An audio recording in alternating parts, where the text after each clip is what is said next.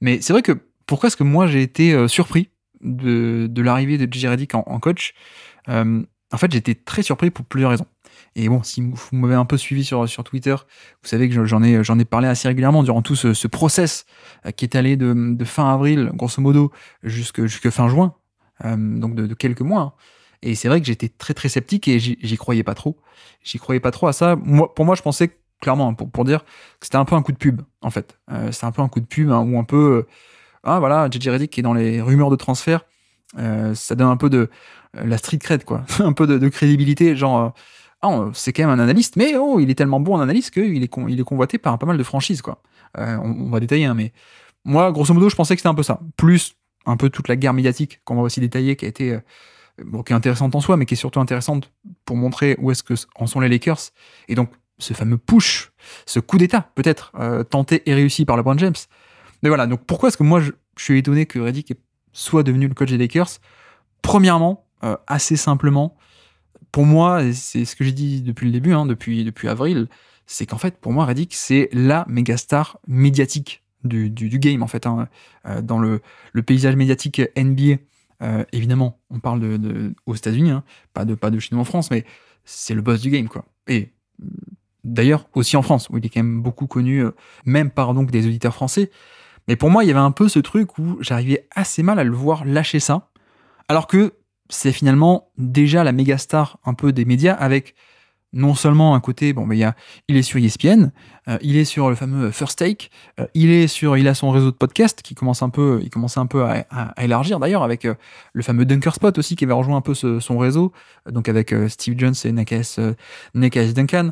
Enfin bref, il commençait à être un peu à la tête d'un empire médiatique assez important, tout en d'ailleurs en jouissant d'une image qui est finalement très différente, je trouve, de la majorité, même quasi-totalité de tous les autres analystes NBA qu'on peut avoir. C'est-à-dire que, en un sens, c'était un peu aussi la voix de l'intelligence, entre guillemets, si je peux m'exprimer ainsi. Bon, pour caricaturer, vous voyez, JJ Redick n'a pas du tout la même image qu'un Kendrick Perkins, par exemple. Voilà, ou d'autres mecs comme ça qu'on pourrait citer, mais clairement, il y a un peu ce créneau où il y en a qui gueulent assez fort, il y en a qui crient assez fort, pardon, on va essayer d'être poli. Il y en a qui crient très fort pour se faire entendre et qui racontent un peu n'importe quoi. Et en gros, c'est tellement gros sabot qu'on voit entre les lignes que c'est juste le mec, soit il s'y connaît pas, soit le mec fait exprès d'exagérer en disant n'importe quoi, mais pour faire un peu le buzz, soit les deux d'ailleurs. Donc voilà, avec Redick, là où j'ai été surpris, qui lâche un peu, qui s'aventure dans le monde du coaching plutôt, et donc qui lâche un peu le côté média, c'est que il avait son empire. Et en plus, il avait aussi cette image c'était déjà la voix de l'analyse basket un peu intelligente. On va y revenir dessus peut-être, mais ça l'était déjà, et en tout cas, pour sûr, ça allait le devenir. Voilà, clairement, il avait un peu, pour moi, ça allait être le boss du game, hein, voilà, pour le résumer très, très simplement. Pour moi, en termes de médias, ça allait être le boss du game, plus... en plus, le départ de Doc Rivers en cours d'année chez ESPN fait qu'il avait été catapulté même dans les finales NBA, déjà, alors que le mec, il est consultant depuis 2 ans. Hein. Enfin, il faut se rendre compte de à quel point c'est une ascension météorique, hein, l'ascension de Redick médiatiquement.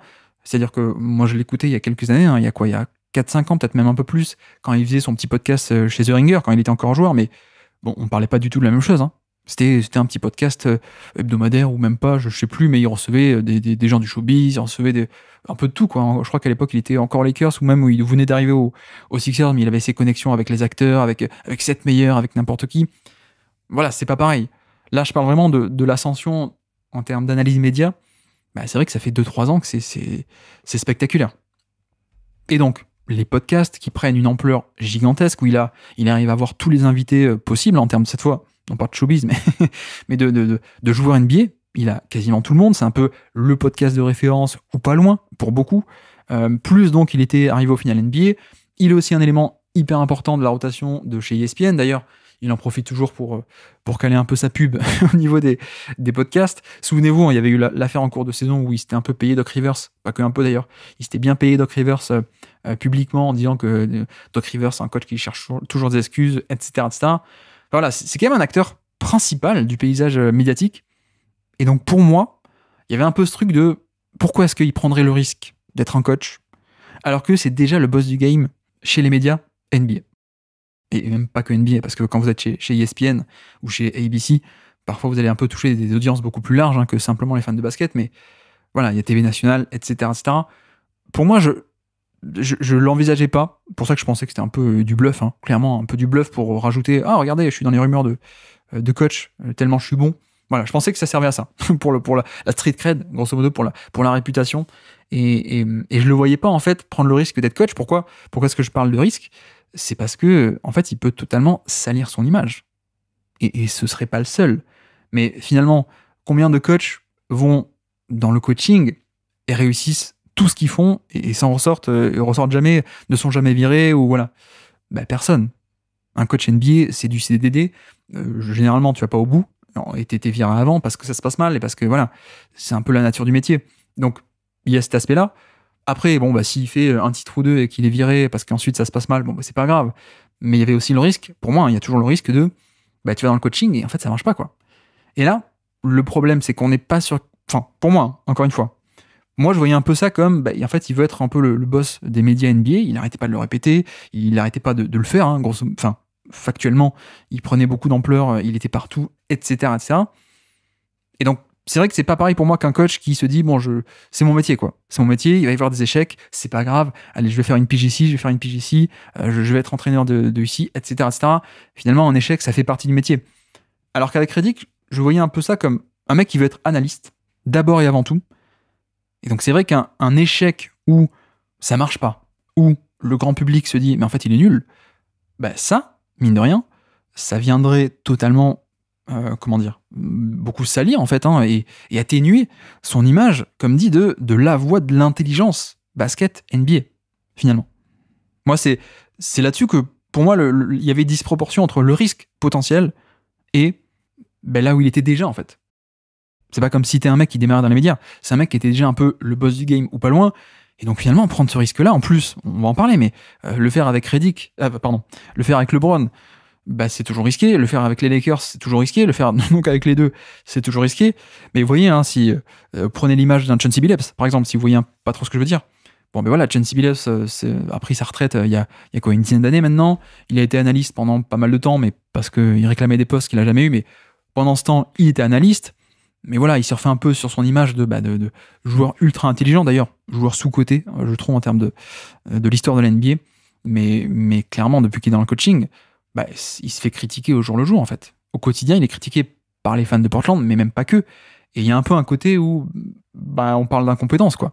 Et on parle de, non, en fait, il est nul, quoi. Et limite, pour Billups, qui veut être coach tout le temps, pendant 20 ans, c'est embêtant, mais c'est pas très grave.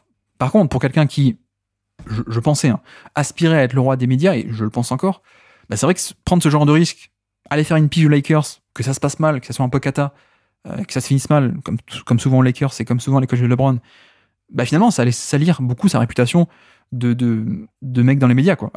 Alors que la zone de confort, le truc le plus facile, ça aurait été de rester là, de rester dans les médias, loin de tout ça, juste de donner son avis et de jamais mettre les mains dans le cambouis, en fait. Donc voilà, pour moi, c'était aussi pourquoi est-ce que je suis étonné que JJ Redick y aille. C'est aussi pour ça. Parce que sans ça, c'est le boss de tout ce paysage médiatique. Et puis surtout, en plus, il avait aucune expérience. Zéro expérience de coaching. Ça aussi, on en reparlera, mais ça peut faire aussi partie de la surprise. C'est que il a pris sa retraite il y a quoi? Il y a 3 ans, je crois, même pas. Parce qu'il était encore en 2021, il faisait Pelicans et Dallas, je crois, de mémoire. Et donc voilà, ça fait 2-3 ans à peine qu'il est à la retraite. Il n'a jamais travaillé en tant qu'assistant. Le seul truc qu'il a fait pendant 3 ans, ce qui est une période très très courte, ça a été de monter son empire médiatique.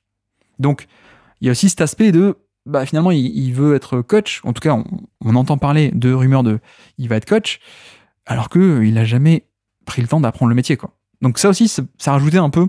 C'est pas un truc, vous voyez, c'est pas un truc, c'est plein d'éléments mis ensemble. C'est déjà le boss du game, il est déjà sur les finales NBA, alors qu'il en plus il est très jeune, donc je le voyais bien faire 40 ans en tant que commentateur des finales NBA, plus ESPN, plus son réseau de podcasts qui grandissait, plus voilà, le côté, c'est le seul analyste intelligent du paysage NBA. Tout ça, mis bout à bout, fait que j'y croyais pas. Franchement, j'y croyais pas. Et donc, qu'est-ce que j'ai sous-estimé à mon sens? Premièrement, peut-être un peu d'ego. J'avoue que, moi, on sait qu'il a de l'ego, JJ Redick, enfin, comme beaucoup de monde, mais c'est vrai que j'ai peut-être un peu sous-estimé cet aspect ego, et du côté, finalement, je peux devenir entraîneur parce que j'ai été joueur. Peut-être. J'avoue que pour moi, c'était peut-être plus un frein que ce que j'imaginais, cet aspect de finalement prendre le risque de faire la transition, mais sans transition, en fait. Oui, bien sûr que je peux devenir entraîneur puisque j'ai été joueur. Ça, j'ai peut-être un peu sous-estimé cet aspect-là de à quel point il y avait un peu une question d'ego là-dessous, à quel point aussi, en fait, très simplement, et j'aurais peut-être dû commencer par ça, mais son désir d'entraîner aussi, assez nettement, j'ai sans doute sous-estimé ça. Pour moi, comme dit, je le voyais un peu rester un peu loin de tout ça, et juste un peu commenter l'actualité, analyser, et faire son business, faire son empire médiatique. Je pensais pas qu'il avait envie de coacher. Donc, c'est un peu là-dessus que je me suis planté. Enfin, pourquoi j'avais tort aujourd'hui, vous avez compris. Non, et puis je pense que j'ai aussi sous-estimé l'aspect de... et on va l'expliquer dans la chronologie, mais l'aspect de c'est LeBron et c'est les Lakers. Ça aussi, assez nettement, à mon sens. En fait, c'est pas n'importe quel poste de coach qui lui a été offert. Je pense pas qu'il aurait pris, par exemple, le poste à Charlotte, et c'est un peu comme ça qu'ont commencé les rumeurs, donc c'est peut-être un billet d'ancrage que j'ai eu à ce propos, c'est ce côté, non, les rumeurs, elles commencent à Charlotte. Non, JJ Redick n'a pas quitté son poste de roi des médias pour aller coacher Charlotte. Ça, j'y croyais absolument pas. C'est vrai que, pour le coup, les Lakers, c'est pas pareil. C'est un peu comme si on vous proposait d'être en foot coach du Real.